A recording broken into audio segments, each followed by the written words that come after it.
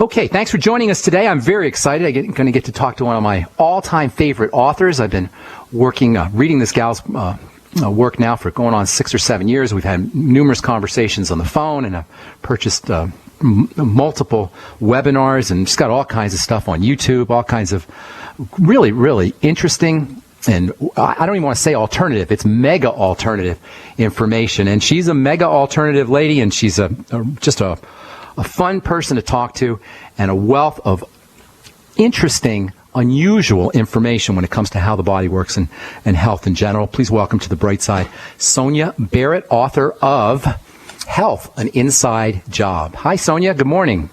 Hello there. Greetings. How long have you and I been talking to each other on the phone? Gosh, 6 or 7 years? It's got to be. It's got to be. Well, yeah, it's been a while. At least 6 years. I've been enjoying watching how your work has been evolving.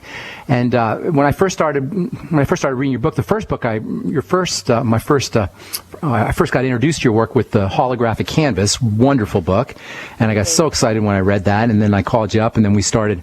I think you were on an old radio program of mine, and then I kind of watched how your work evolved until sort of culminated with this latest book, Health, an Inside Job, which is really about the health of the body and the business of disease. And when I first got your emails on that, I was like, gosh, this is like right up our alley. This is what we talk about every day on The Bright Side. So why don't you tell our listeners a little bit about yourself, how you got tell us a little bit about our listeners about the unusual aspects of your perspective, and then how you got into this whole idea of exploring health as a business and health really as health as it's a business and health as it's really an inside job.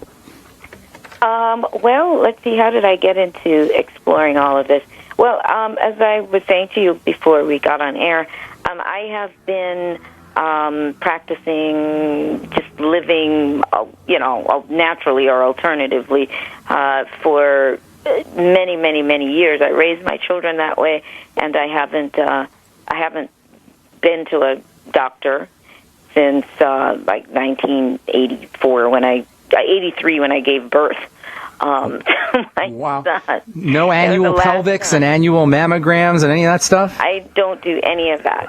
My concept is that I believe that our body is extremely intelligent and that it speaks to us. And I think we just have to learn how to listen. It's an amazingly designed, and I'm going to use the word technology, an incredible technology. And I think that we are definitely programmed to look outside of ourselves. So, and it's not that I haven't had little health issues that have come up, but what I've done is I have allowed myself to research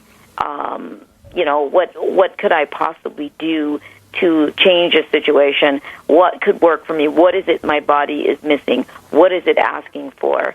Those are the things that I've done over the years, and certainly it seems like it would be a lot of work. But I think as we educate ourselves and we begin to understand more, it becomes just a way of life. And so that's how I really have gotten into all of this. What prompted me to do the film was the overdose of marketing of cancer, breast cancer. And some people may get a little offended or feel like you're trivializing, but it's not at all that. It was just a recognition that, the symbols were everywhere, and everywhere you go, it's either breast cancer month, in October. Race for the Cure, sponsored by KFC, sponsored by Kentucky Fried Chicken, right? Yeah, exactly, and it is a run for the cure, and it becomes such a fad in a way, where some people, they do like going and doing the run for a cure. You feel like you're participating in something, but I think everything gets so trendy. Even an illness can become trendy. And I think people are so conditioned to be sick. That was my conclusion. We're so conditioned to believe that it is natural to always, to get sick or to have certain illnesses. So I felt like illness was really marketed to us more than anything else. Wow. And so I thought, I want to put something together that's going to be different. It's not just going to be about speaking about big pharma, because we love to hear about all the things that are going wrong. We love to hear about, either, what's being done to us or we just love to hear that part of it. It's titillating. There's a prurient interest associated with it. Yeah. It's like riding a roller coaster, going to Magic Mountain or something, and because we are programmed for fear.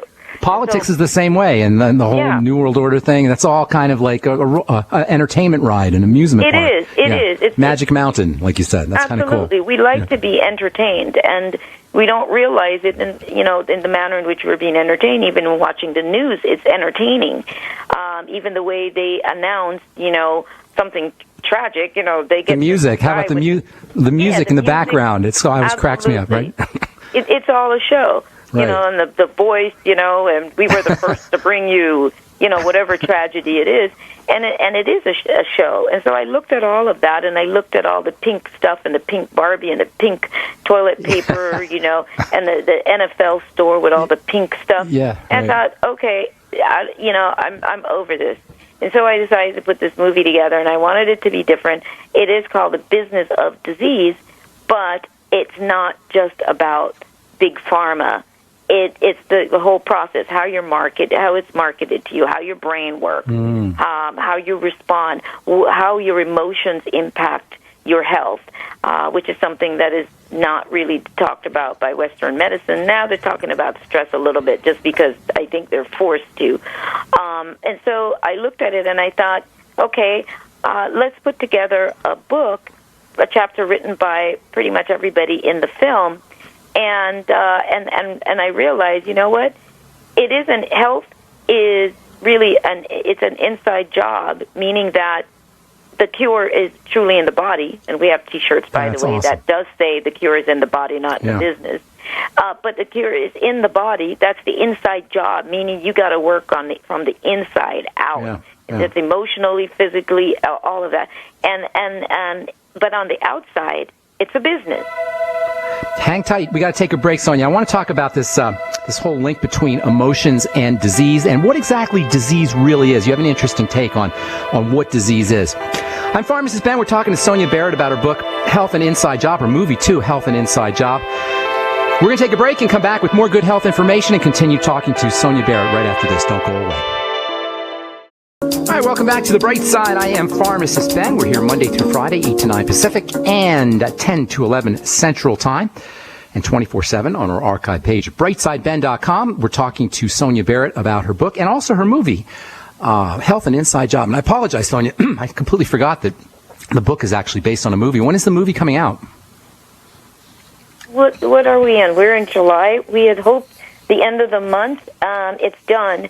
But it's a matter of lining up where it's being screened, and that's what we're working on. So I'm going to say by the end of next month, in terms of screening it in a theater near wherever you are, that's what we're working on. And it'll be in regular theaters kind of thing? People will see it? Yeah. Oh, nice. Yeah, very nice. So I let you know, but that's kind of what's holding it up right now, and it's just working on that, which we do have it in place, but the list of theaters will be on the website. So hopefully in the next 2 or 3 weeks, the list of theaters in the different cities it will be there.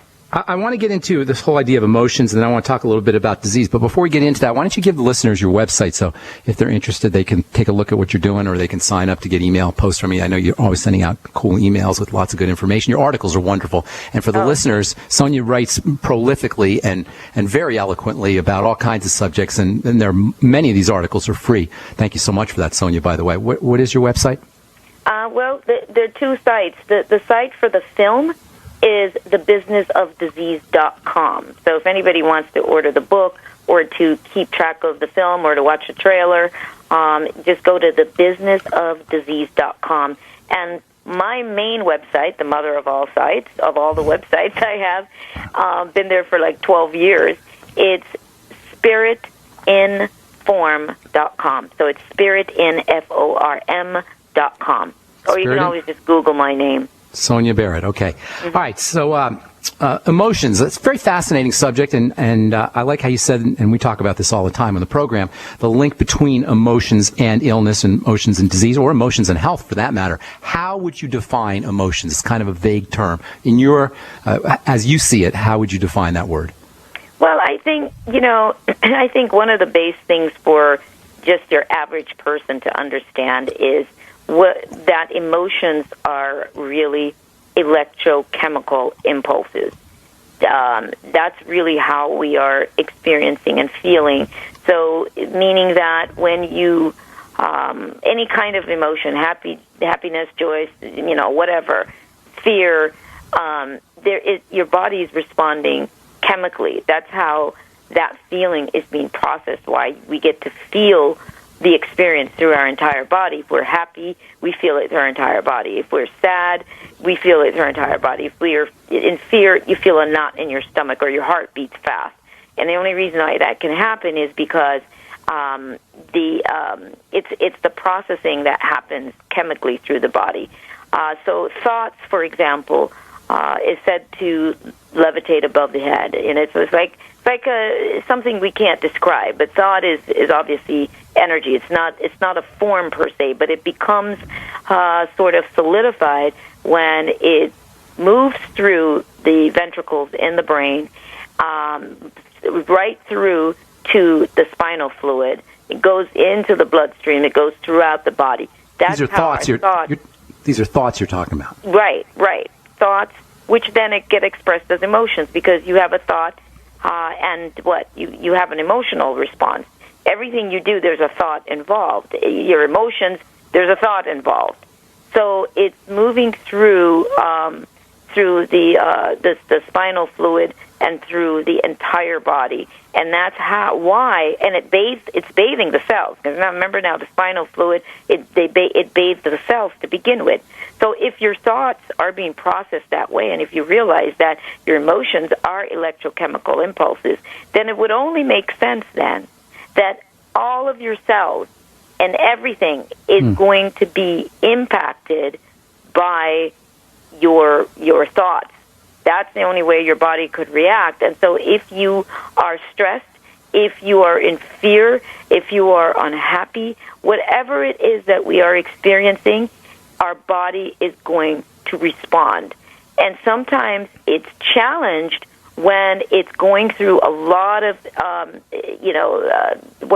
challenging emotions, and then our diet is also challenging. So now you're asking the body to process the food that's already not in alignment with the body, and then it's trying to deal with your emotions. So you get the body that's doing overtime for both, and eventually a part of you, the weaker parts of our body, begin to break down, because the body can only do so much in trying to compensate and keep the whole being alive. That's the responsibility of the body, is to keep itself alive by whatever means necessary. So when it's overdoing, overworked, you see results of illness, some sort of illness. You'll even catch a cold from being stressed.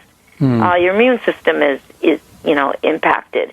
So I think that on that basic level, I think that anybody can. You don't have to be a rocket scientist to hear what I'm saying, that it makes sense as to why your whole body would respond in a diseased way, which is disease, as you know, is disease. Right. So your body's looking for ease, and so it has to give you symptoms to let you know that there's a problem. It signals you that there's a problem. But people don't understand that. Most people don't. And so they run to the doctor. Doctor gives you a medication. What the medication that's given to you is completely foreign to the body. Out of alignment in every way. Excuse me. Yes. And so your body, it's a chemical reaction, because why? The body is a chemical factory.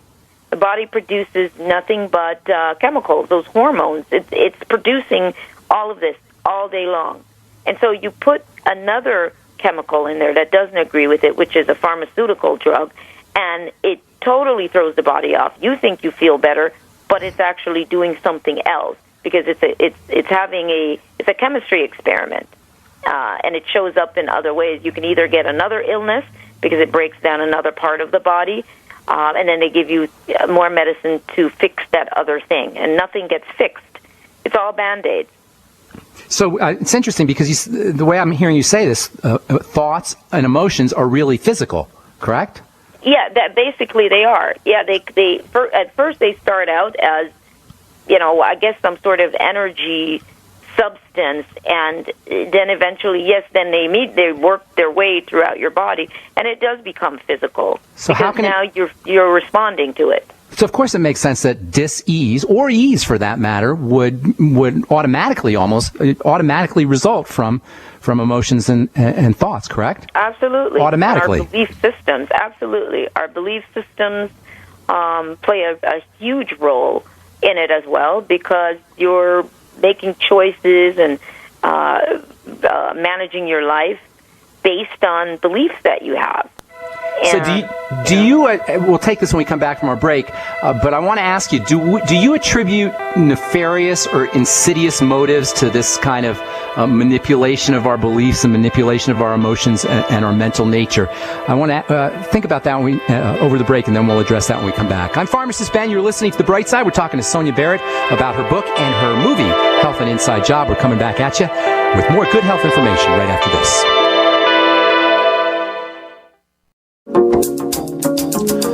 Welcome back to The Bright Side. I am Pharmacist Ben.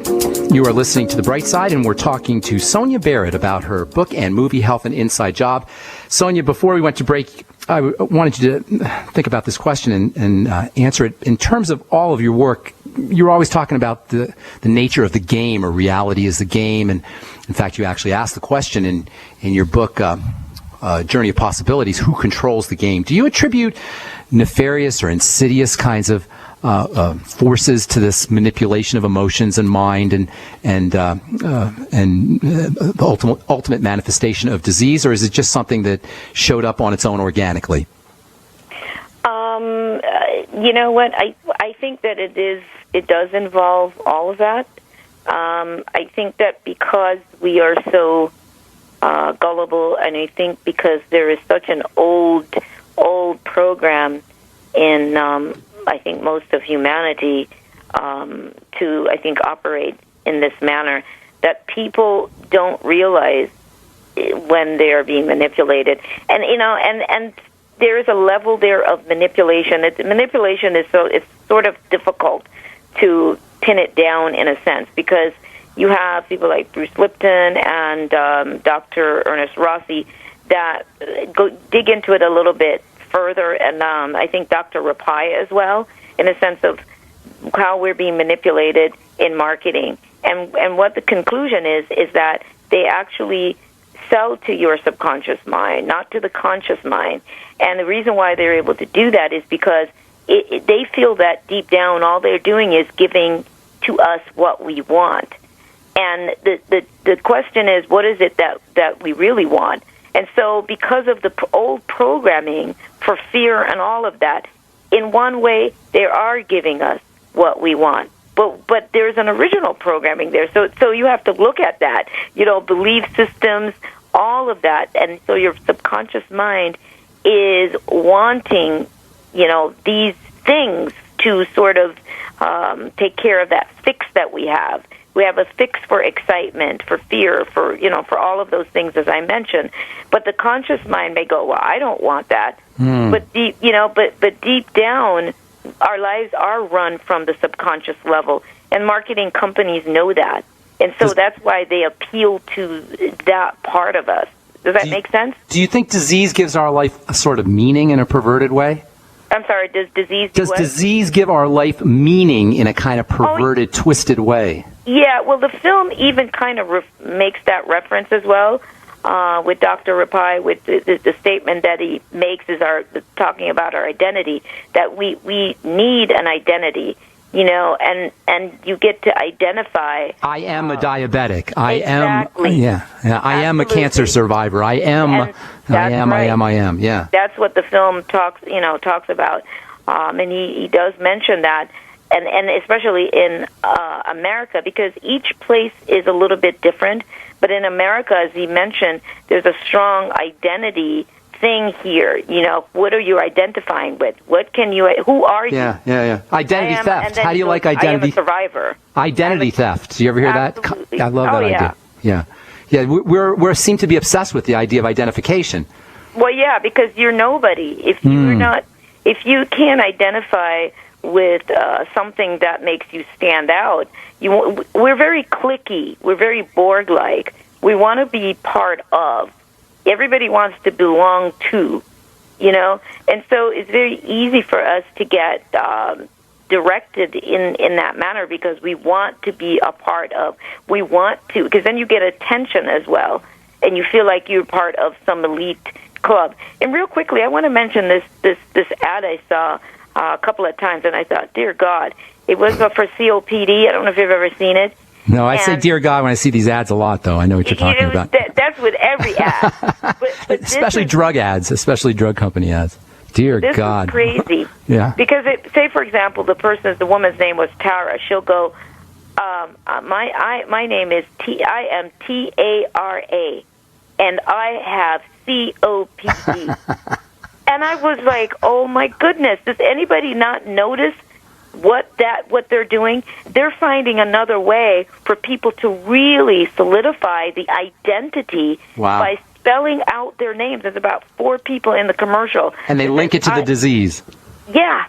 I am DAVID, and I have COPD. Wow, that's powerful. That is powerful stuff. Powerful. Oh my God, that's magic, high magic, actually. That's why I wonder how could this not be intentional? How can this manipulation not be intentional? But your point's well taken. It is intentional, I do believe, because I always say, if you have 5 people trying to control 2 million people, I mean, I'm just saying the ratio in comparison, you have to find ways to keep the 2 million people subdued. You have to keep them distracted. You have to keep people from looking inside of themselves. You have to keep people from realizing how much power they actually have. You have to keep people looking outside of themselves. And this is how this system is set up. People are constantly looking outside of themselves. That's why we don't trust ourselves that we know what's good for us. That's why we love government, and that's why we fight over who's a Republican, who's a Democrat, who's a Green Party, who's this, who's that. And it is just all completely distracting because you're hoping that you expect government and everybody else outside of you to be responsible for you and to have your best interest at heart. How much of this need for identification and this idea of going outside ourselves that you talk about, how much of it is connected to our disconnection from our divine nature or our disconnection from God? Do you think that's what it's really about? Very largely, because that's also sold to us. What God is sold to us. The concept, religion, for the most part, is an organized idea or concept that is sold to people, and they shouldn't question. And you have to operate by these certain standards and idea. So this goes all the way through, and so people are very disconnected from that greater aspect of themselves because they're relying on somebody else to tell them who God is, what God can be.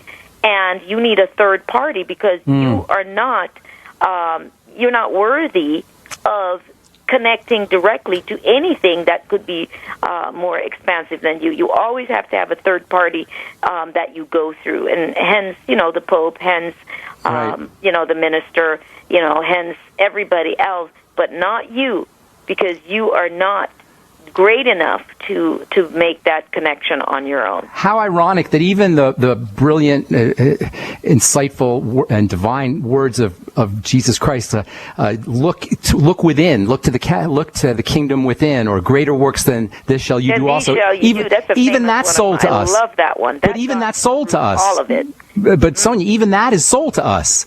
Even that, we have to go through, to get to that message, we got to go to the church. To get to that message, we got to go to the officials. How ironic. Right. All of it. Because you're just not smart enough.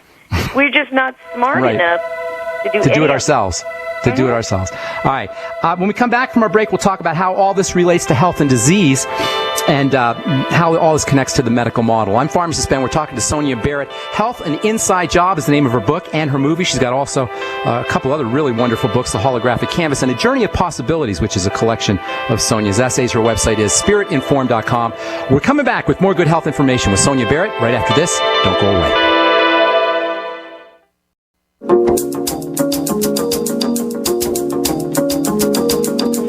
Welcome back to The Bright Side. Got one more segment with Sonia Barrett, author of Health and Inside Job, and as well as a producer, I suppose, of the film Health and Inside Job, and the book The Holographic Canvas as well. So, Sonia, we talked about emotions, we talked about the mental nature, we talked about the medical model. How is it that, in your opinion, we can, or if we should, interface at all with the medical model, with doctors, with drugs, with insurance companies, etc.?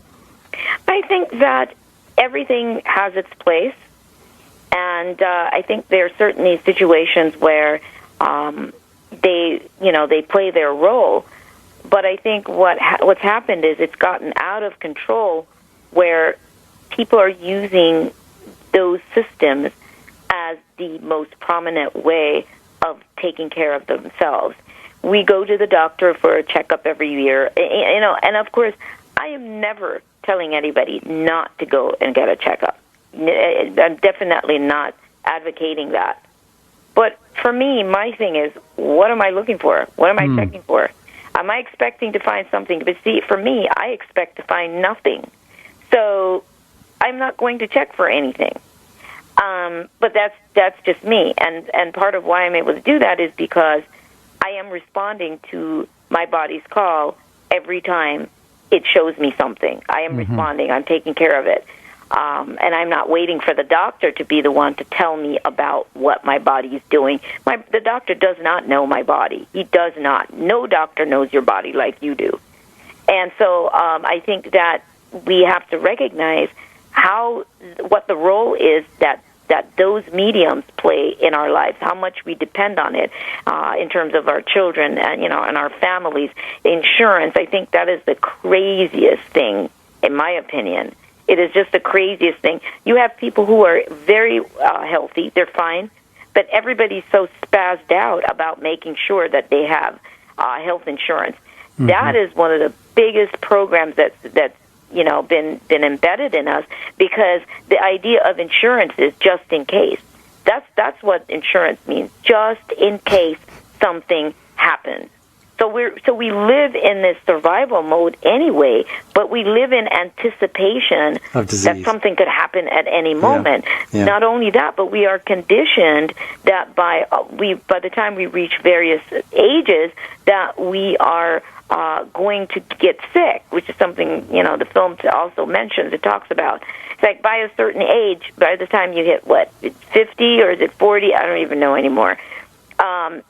So you're told if you're between the age of 40 and, 80, now you're sold a certain kind of insurance. You're sold life insurance. Everything that sets us up, sets our minds up, sets the subconscious mind up, sets our belief structure up, our perception up. It's a setup to automatically buy in, and I use the term buy in because we don't think of it like the stock market, but we buy into things, into belief systems with our what? Yeah. Emotions, and emotions are what? It's our energy.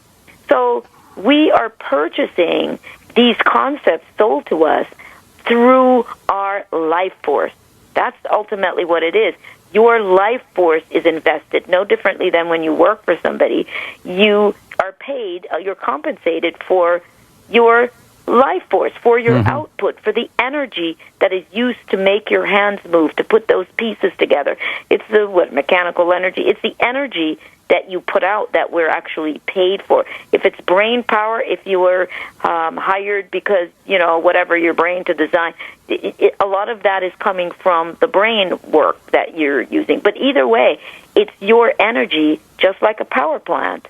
Well, what the heck wants our energy? For your energy. What the heck wants our energy so much? Pardon me? What is it that wants our energy so badly? Well, Well, to the resources, I mean, for various things, fear is also puts out a great amount of energy, which is why you get so many, you have all this feeding of fearful stuff with the news, and you get on Yahoo or Google, and there's always something in the headlines to scare you. Now you get a mass amount of people vibrating on that same level. That's a lot of fear being put out, and that is a lot of energy. Now I feel that it's possible that some of that energetic resources is being harnessed, just like they're trying to figure out how to heat buildings with human body heat. So I think we're going to find out more, see more of that. We're going to understand more about how our energy is really being used, and that we are supplying the energy for everything, for our reality, for how we see reality. Our whole world is held together by the energy output, no differently than the windmills that are spinning for electricity, or the power that when we plug the cord into the outlet and the energy comes out of that. We are power plants. Wow. Now, got so much I want to talk about here. We only have a couple more minutes. Where does food fit into this whole equation? Well, again, as I mentioned in the very beginning, that's such chaos and confusion too. I'm kind of so annoyed with that as well, because when we are being told, about our health and about how important it is to eat well, then that gets used against people too. So now you have companies that are BSing and selling you products that they're saying are organic and are great, and they're not. Everybody's jumping on the bandwagon. Walmart at one point wanted to be the biggest organic sellers, and come on now. Walmart, and they buy up all these other companies that were originally authentic and good companies selling great products. So our food is really measured based on the frequency of our food, meaning the level of frequency or vibration of the food, how much life force is in our food. And so we need to understand when we're eating foods that are really dead and foods that are more alive. That's the difference. And if you have pesticides and stuff on your fruits and vegetables, contrary to what they're telling you, that there's no difference between organic and pesticide-ridden foods, it makes sense. Come on. If somebody's spraying your food with a chemical, and over here you have food that's not sprayed, what do you think? Knowing that the body's a chemical factory, the body's got to process the chemical that comes off of your fruits and vegetables to begin with, and then your body's impacted by that as well. So if you are in a depressed state, sad state, struggling, surviving, all of those things, whatever the low-grade emotional state is, again, your body has to try to process the dead food along with trying to keep you alive, because you're feeling down, and you feel how you feel when you're depressed and when you're sad, how the body just it wants to go sit in a corner. You almost just want to disappear. So the body is trying to keep you alive despite the chemicals that are being produced in your brain to continue the addiction to maybe your depression or your sadness or whatever it is you're feeling. And that's how we get addicted to our emotions, to certain emotions.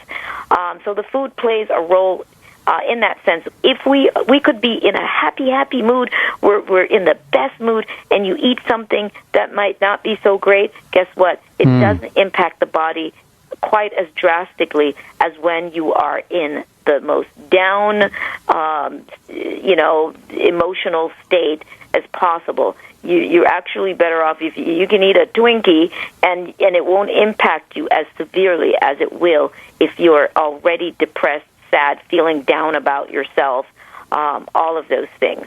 Okay, we got about... It becomes acid. Let me just say that. Those foods become acid in the body, and that's the beginning stages of disease or dis-ease in the body, is when the body becomes extremely acid. All right, we got about a minute and a half. Somebody out there with cancer, with an autoimmune disease, somebody who's struggling with some kind of sickness they just can't seem to shake. They're on drugs, they're seeing doctors. Give this person or these listeners who are in this kind of condition 1 or 2 or 3 action steps that they can take right away to start to turn things around. I I think first action step, my life. What am I feeling in my life right now? When did this begin? What was I going through when this started? Go ahead and face your childhood, all the things that you bottled up. Is there a lot of skeletons in your closet? Get rid of the skeletons. Stop hanging on to secrets. You don't have to go and tell everybody everything, but free yourself. A lot of times that's what's happening. Your body wants you to free your mind and yourself. So I say that's the first thing. If you're in an unhappy relationship, get out of it, because that will choke you. Sonia, go. We're just flat out of time, Sonia. Thank you so much. That was awesome. I hope we'll have you back again. If that's okay, I'd love to have you on the bright side one more time to kind of finish up and wrap up some loose ends that didn't get wrapped up. Thank you so much, Sonia. Her book is Health and Inside Job. The website is Spirit Inform, and that was Sonia Barrett. I'm Pharmacist Ben. Tomorrow we'll continue talking about arginine and the liver and detoxification. Thanks so much for listening, folks. Have yourselves a wonderful, awesome, beautiful day. We'll talk to y'all later. Bye for now.